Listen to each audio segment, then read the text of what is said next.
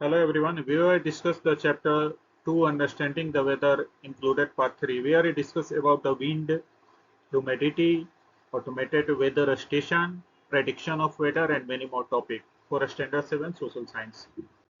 First of all, we discuss about the wind. Uh, Here we can see wind is the movement of air from area of which pressure high pressure to low pressure.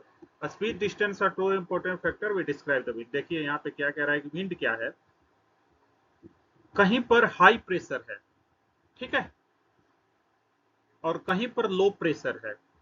ये atmospheric pressure वाला part 2 में discuss हो चुका है। तो wind हमेशा high से लो की ओर मूव करेगा। कहां मूव करेगा? हाई प्रेशर से लो प्रेशर की ओर मूव करता है विंड, ठीक है। उसके बाद विंड वेदर का एलिमेंट में हम डिस्कस कर रहे हैं। तो विंड एक इंपॉर्टेंट एलिमेंट है। विंड की डायरेक्शन कैसी है और विंड का स्पीड कैसा है, इससे हमारा वेदर डिसाइड होता है और हम विंड के द्वारा वेदर प्रेडिक्ट कर पाते हैं कि आज का मौसम कैसा रहेगा, ठीक है। एयर पायलट हो या सेलर हो जो समुद्र में जहाज नाव चला रहे हैं, ये भी विंड के डायरेक्शन स्पीड से इनको डाटा दिया जाता है, ठीक है। उसके बाद देखते हैं, अब बात यह है कि विंड की हम डायरेक्शन और स्पीड पता कैसे करेंगे। तो आप समझिए, इसको पता करने वाला जो इंस्ट्रूमेंट है उसे बोलते हैं एनोमोमीटर। मतलब what is the anemometer? Anemometer is a instrument measure the wind direction and speed. Anemometer वह होता है, आप इसको कहीं हेलीपैड वगैरह एयरपोर्ट पे लगे हुए देखे होंगे, ठीक है। ये देखो डायरेक्शन बताता है, स्पीड बताता है, यही कहलाता है एनोमोमीटर, ठीक है। सामान्यतः जो है विंड की speed kilometre per hour calculate की जाती है कि एक घंटे में विंड कितना किलोमीटर डिस्टेंस तय कर देता है। ये देखिए एनोमोमीटर है, ये तो इंस्ट्रूमेंट है। अब डिजिटली भी ये एनोमोमीटर आ गया है। आगे देखते हैं ह्यूमिडिटी। ह्यूमिडिटी क्या है? देखो, ह्यूमिडिटी भी वेदर का एक एलिमेंट है, ये तो पता है हमको। और इसका मतलब कि जो पानी की वाटर वेपर की मात्रा हवा में मौजूद होती है, इसे ही ह्यूमिडिटी कहते हैं। ह्यूमिडिटी क्या है? वाटर वेपर की मात्रा जो हवा में मौजूद होती है उसे वाटर वेपर, आपको पता है ऑलरेडी क्या है वाटर वेपर। आप ऐसे समझो, पानी गर्म करते हो तो पानी ऐसे ऊपर की ओर उड़ता है धुएं बन के, यही वाटर वेपर है। तो ये दिखता नहीं है क्योंकि गैस के फॉर्म में पानी हो जाता है। तो वाटर वेपर की मात्रा जो एयर में मौजूद होती है, इट्स कॉल्ड ह्यूमिडिटी, ह्यूमिडिटी कही जाती है, ठीक है। अब ह्यूमिडिटी भी कुछ चीजों पे डिपेंड करती है कि वहां का टेम्परेचर कैसा है, वहां की हवा कैसी है, वहां प्रेशर कैसा है, उस जगह की लोकेशन कैसी है, मतलब समुद्र के किनारे है, माउंटेन है, लैंड है, क्या है। तो that is the element of the humidity and humidity is the also element of the weather, ठीक है। हियर ये तीन टॉपिक था यहाँ पे। ये ह्यूमिडिटी के लिए है, टू ड्राई है, ऑप्टिमल है, टू ह्यूमिड है। हाँ, और देखिए ह्यूमिडिटी ऑफ द एयर, जब हवा में ह्यूमिडिटी मौजूद होता है तो इसे हम रिलेटिव ह्यूमिडिटी से मेजर करते हैं कि हवा के तुलना में कितनी उसमें ह्यूमिडिटी है, यही रिलेटिव ह्यूमिडिटी है, ठीक है। यदि हवा में बिल्कुल भी वाटर वेपर नहीं है, यानी कि हवा में बिल्कुल भी ह्यूमिडिटी नहीं है, तो हम कहेंगे कि एयर में 0% रिलेटिव ह्यूमिडिटी है। जबकि हवा में पूरी हवा वाटर वेपर से भरी हुई है तो हम कहेंगे कि ह्यूमिडिटी जो है वो हमारी 100% है।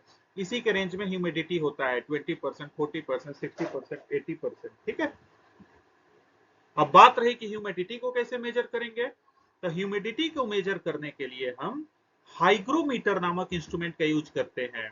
यहाँ पे हम इंस्ट्रूमेंट का एक अलग से इस पे हम टॉपिक लगा देंगे, जैसे टेम्परेचर थर्मोमीटर है, विंड एनोमोमीटर है, एटमॉस्फेरिक प्रेशर बैरोमीटर है, ये रेनगॉज है वर्षा वाला, और ह्यूमिडिटी हाइग्रोमीटर है, ठीक है।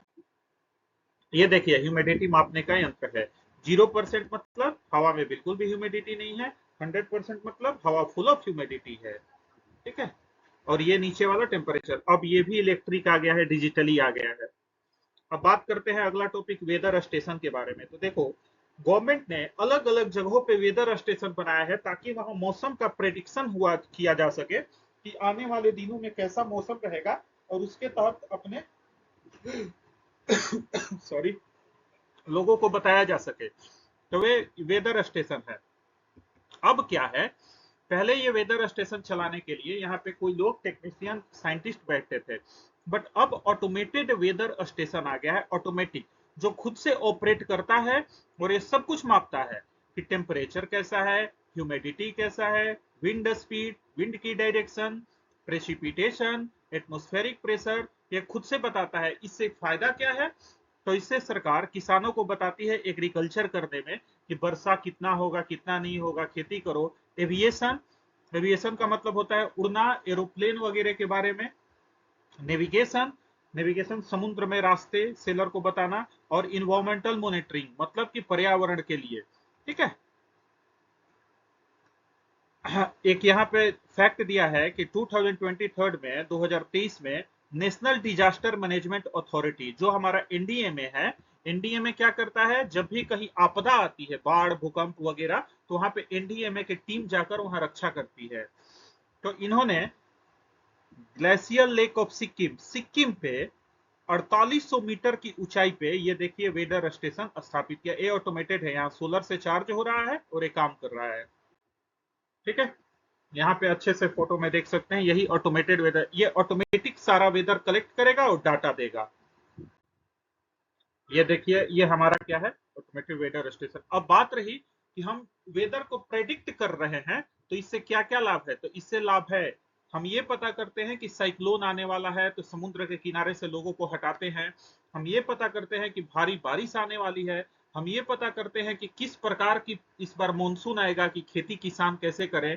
हम ये बताते हैं कि समुद्र में तूफान आएगा, वहां नाविक मछली पकड़ने के लिए ये सब न जाए। ये सब हमारे फायदे हैं।